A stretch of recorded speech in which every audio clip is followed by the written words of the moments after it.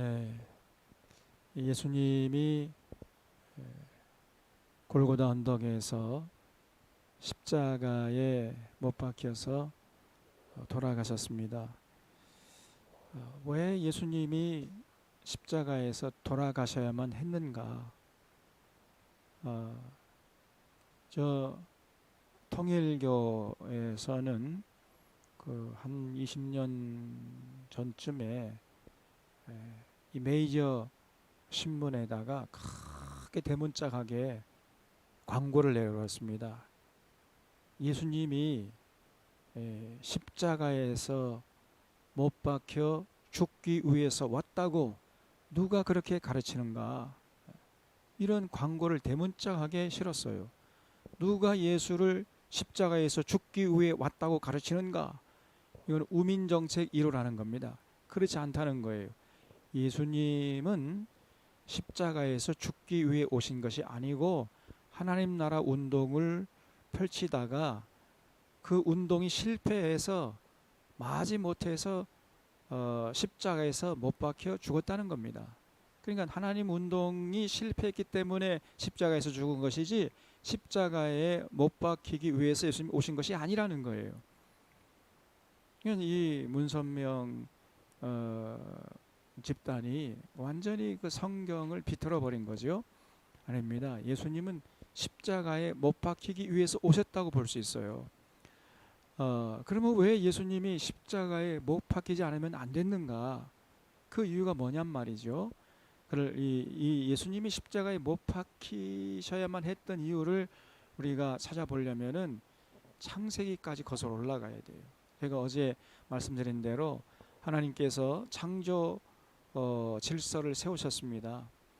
그래서 생육하고 번성해가지고 온 세상에 충만하라. 그래서 남자와 여자를 창조하시고 건강하기 위해서, 그래야 자녀를 잘 낳을 수 있으니까, 그래서 곡식과일 채소를 먹어라. 이렇게 해서 온 세상에 충만해가지고 하나님이 창조하신 이 피조 세계를 다스리라. 이렇게 하나님이 명령하셨는데 그 이후에 아담과 하와가 이런 하나님의 명령을 팽개쳐 버렸습니다. 결국은 이 옛뱀이라고는 마귀죠. 마귀의 꿰매 이제 빠져가지고 하나님의 명령을 폐기시키고, 그리고 그 이후에 아담의 자손들 전부 다 타락하고, 그래서 온 세상에 죄가 관영하니까 하나님이 노아 가족들을 이렇게 숨겨두신 다음에 물로 그냥 심판해 버렸잖아요. 그런 다음에 노아의 후손들을 다시 번창게 했지만은 역시 노아의 후손들도 하나님의 명령을 팽개쳐 버렸습니다. 그래서 바알탑을 쌓아가지고 우리가 하늘 꼭대기에 닿아가지고 우리가 하나님처럼 되자, 이런 교만을 떠니까 하나님이 이제 언어를 혼잡게 해가지고 온 세상으로 흩어버렸잖아요. 그런 다음에 그 하나님께 등을 돌린 인류를 구원코자 하나님께서 아브라함과 이삭과 야곱과 요셉이라는 이런 믿음의 조상들을 통해서 이스라엘 백성을 430년 동안에 걸쳐서 이제 세우신 거죠. 그래서 모세를 보내가지고 출애굽시켜가지고 가나안 땅에 정착시켜서 하나님을 사랑하고 또 하나님의 뜻을 받들어 살아라. 우상 섬기지 말고 바알 섬기지 말고 하나님 사랑하고 하나님의 규례와 법도와 명령을 따라서 살아라 라고 이제 시내산 언약을 체결했는데, 그 내용이 이제 하나님 사랑하고 이웃 사랑하는 것이죠. 그런데 그 이후에 이스라엘 자손들은 전혀 그 하나님과 맺은 언약을 지키지 않았습니다. 그러니까 이스라엘 백성들이 복을 받을 수가 없어요. 복을 받지 못하니까 그 복 받지 못하는 모습을 보고 누가 하나님께 등을 돌린 그 열방들이 누가 하나님께 돌아오겠어요. 이스라엘 백성들을 시내산에 불러 모은 목적은 이스라엘 백성들에게 이제 복을 주어 가지고 그 복 받은 모습을 보게 해서 많은 열방들 시기나게 해서 하나님께 돌아오는 도구로 쓰시려고 했는데, 이스라엘 백성이 그러려면, 복 받으려면은 하나님의 맺은 언약을 지켜야 되는데 안 지켰거든요. 그러니까 복을 못 받고, 그러니까 결국은 많은 열방들을 하나님께 돌아오게 하는 제사장 나라 역할을 감당하지 못한 거지요. 그래서 하나님이 속상해가지고 예언자를 보내고 또 보내고 그냥 목이 쉬도록 외쳤지만은 이스라엘 백성들은 하나님께 돌아가지 않지 않았습니까?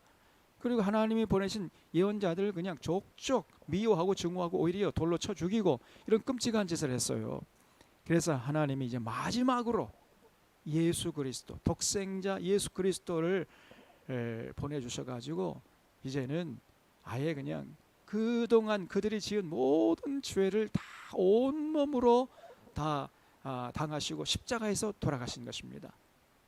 그래서 하도 돌아오라고 해도 안 돌아오니까 아예 그냥 독생 성자께서 그들의 모든 그 죄를 다 짊어지시고 십자가에서 달려 돌아가신 거예요.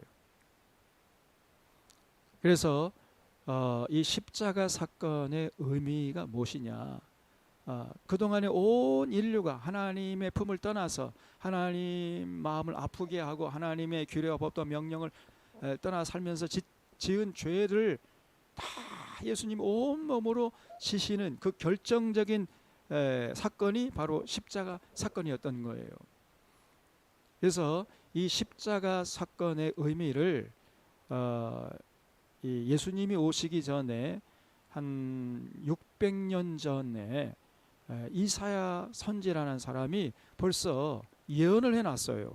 그래서 오늘 우리가 봉독한 본문 말씀인데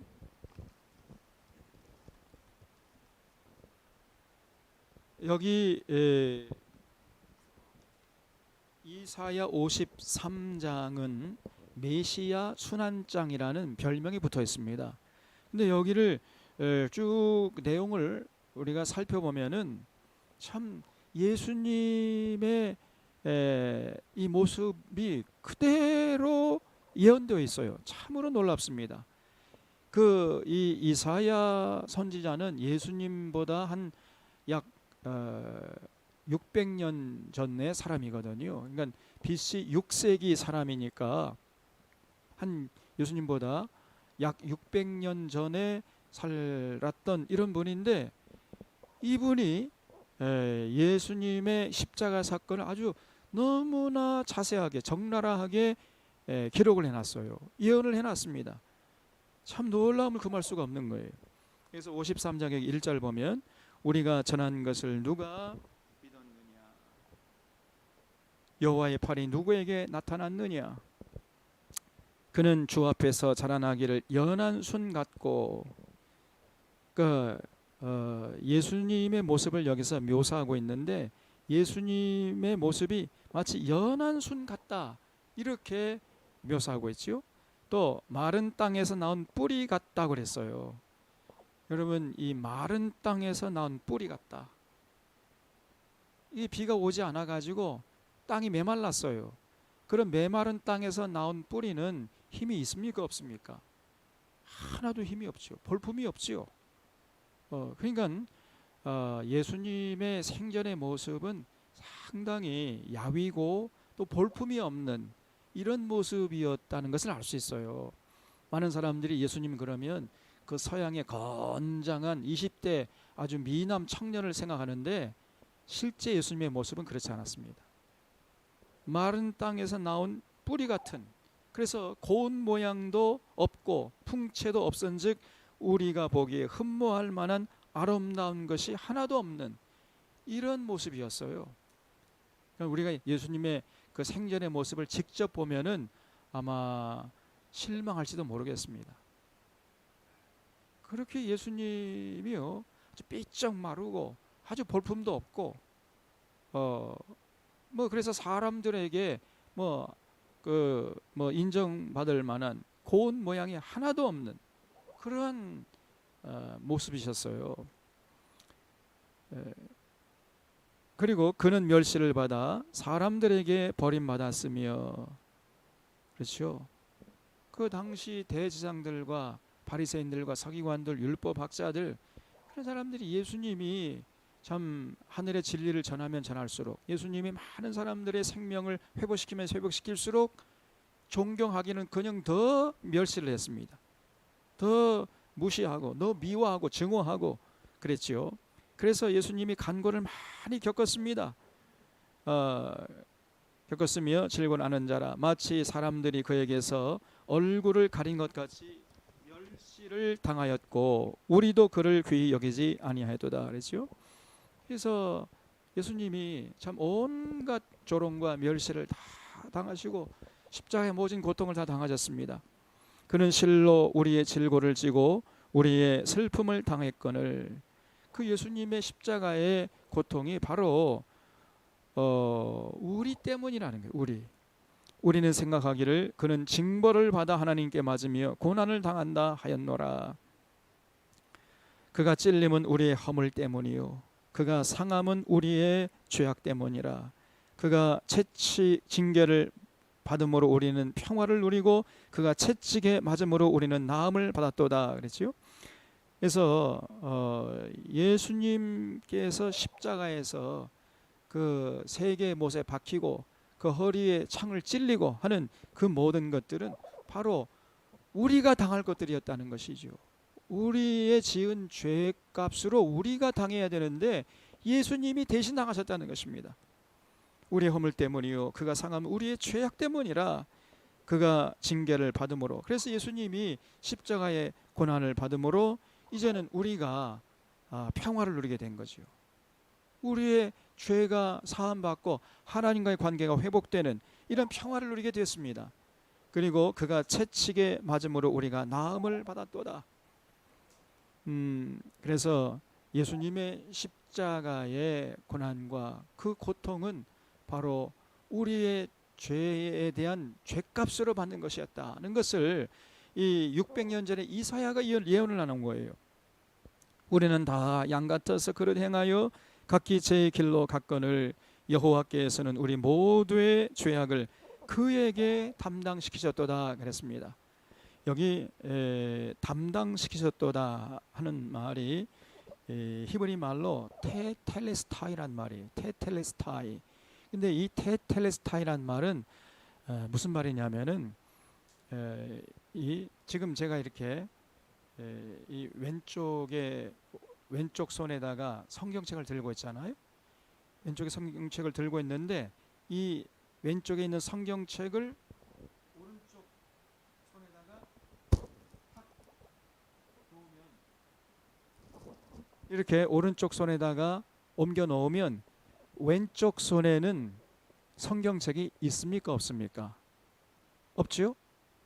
마치 그런 모습이 바로 테텔리스타예요.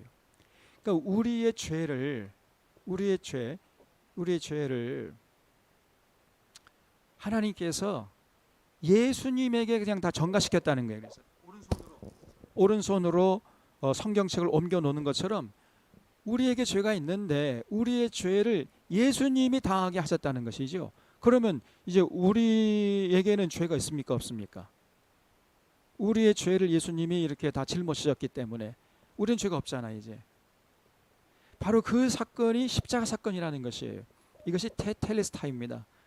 아주 이게 아주 짧은 단어지만 여기 굉장히 중요한 의미가 있어요. 우리의 평생의 죄를 이제 예수님께서 십자가에서 대신 져가지고 우리에게는 아무런 죄가 남아있지 않도록 그렇게 예수님이 모든 우리의 죄를 다 담당하셨다. 이것이 테텔리스타예요.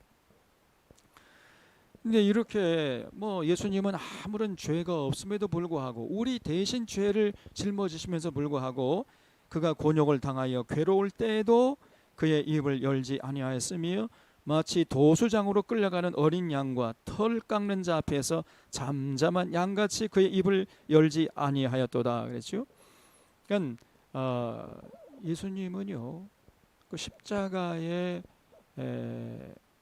고난을 당하면서 단 한마디도 고통스럽다는 그런 표현을 한 적이 없어요. 우리가 지난주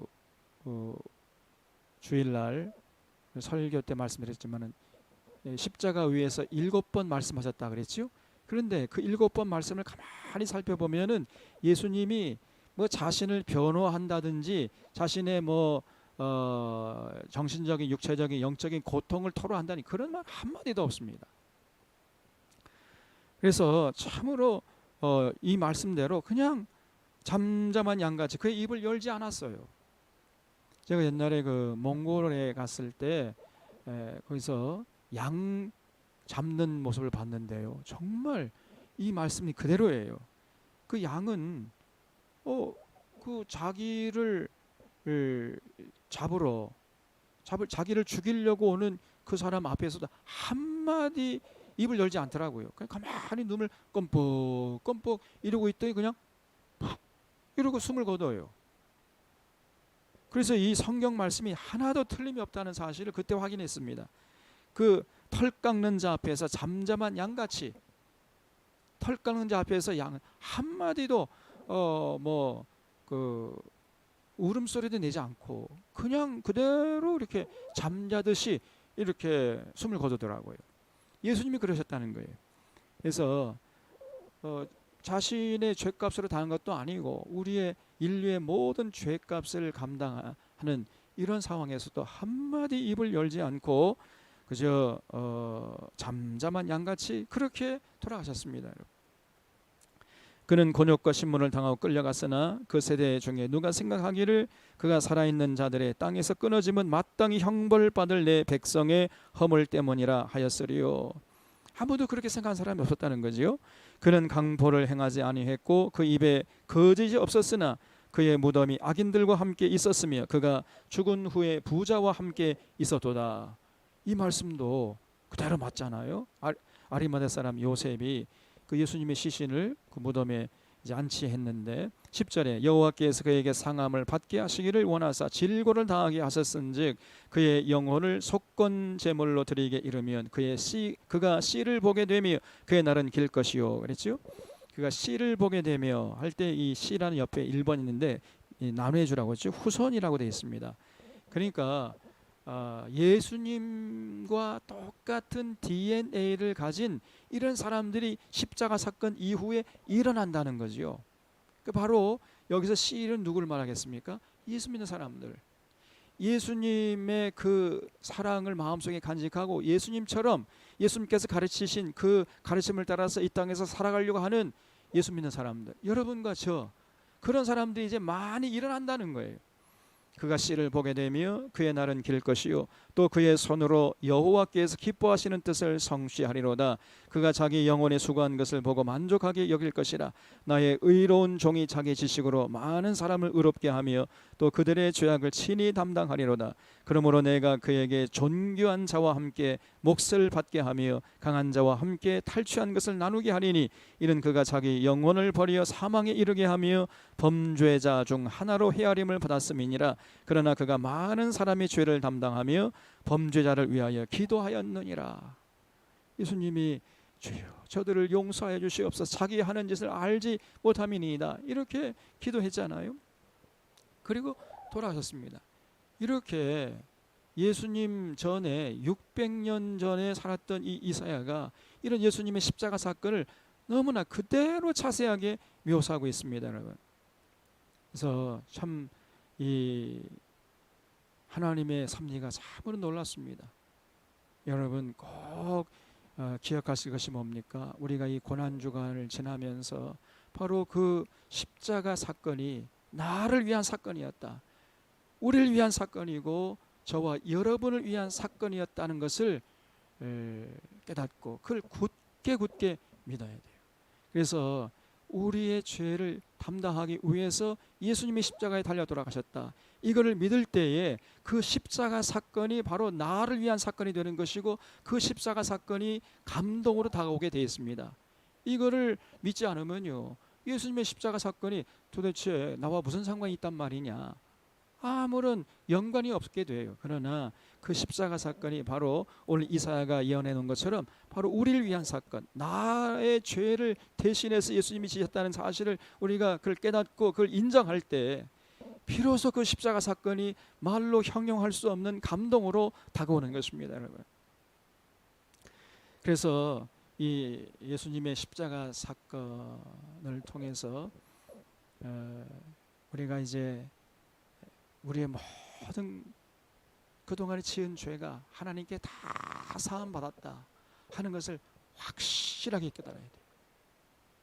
그래서 우리가 하나님 앞에서 이제 구원받은 하나님의 백성이요 하나님의 자녀다 하는 사실을 이 십자가 사건에서 명명백백하게 확인하고 마음속에 새겨야 하는 것이죠.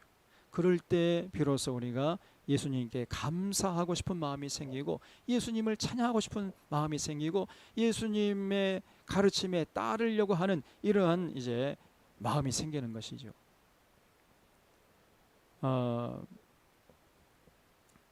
그래서 이런 믿음 위에 우리 사랑하는 전원의 교우들은 든든히 설 수 있기를 바랍니다. 그리고 그런 이제 믿음을 가지고 언제나 이제는 우리가 해야 할 일이 뭐냐, 구원의 감사와 감격의 마음을 묶어서 늘 하나님을 찬양하는, 하나님께 감사하는, 그리고 하나님의 뜻을 받들어 살려고 하는 이런 모습을 이제는 우리가 하나님 앞에 보여드려야 한다는 사실이에요. 그래서 하나님 사랑하고 그리고 이웃을 사랑하는 이런 모습을 우리가 이제 구체적으로 우리의 삶의 현장에서 보여드려야 하는 것입니다. 이런 그 믿음과 이런 감사한 마음이 다 이게 연계되어 있는 거죠. 그러면은 그런 사람은 하나님께 참 구원의 확신을 가지고 감사하려고 하는 이런 사람은 반드시 세상에 나가서 이제 더불어 사는 세상을 살려고 애를 쓰는 것이에요. 예수님께서 그 공생애 동안에 하신 말씀 중에서 굉장히 중요한 말씀이 있죠. 내가 새 계명을 주노니 너희가 서로 사랑하라. 내가 너희를 사랑한 것처럼 너희도 서로 사랑하라. 이렇게 말씀했습니다.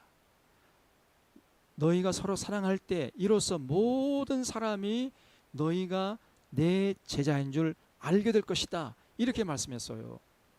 그래서 우리가 사랑으로 살아야 됩니다. 이제 우리 믿음의 식구들은 물론 사랑할 뿐 아니라 우리 이 세상 한복판에 나가서 이웃을 사랑하고 그래서 더불어 살아가는 세상을 만들기 위해서 애쓸 때 비로소 우리 마음속에 믿음이 진실된 믿음이라는 사실을 하나님께 인정받게 된다는 것을 잊지 말아야 돼요. 그래서 예수님께서 나를 위해서 십자가에서 달려 돌아가셨구나 하는 이런 깨달음과 이런 믿음에서 우러나오는 감사와 감동은 우리의 삶의 현장으로 이어져야 되는 거예요. 우리 삶의 현장에서 거기서 그 믿음의 꽃을 펴내야 하는 것입니다. 이것이 진짜 진정한 믿음의 소유자의 모습이에요.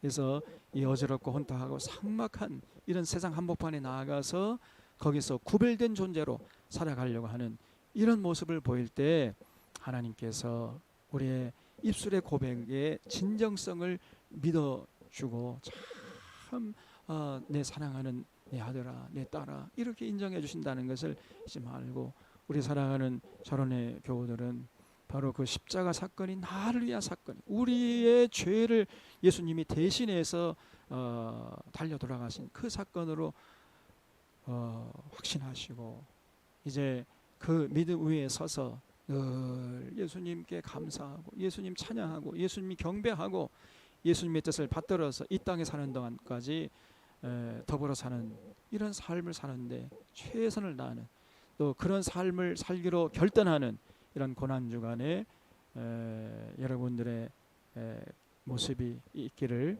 바랍니다. 우리 같이 한번 기도하시겠습니다.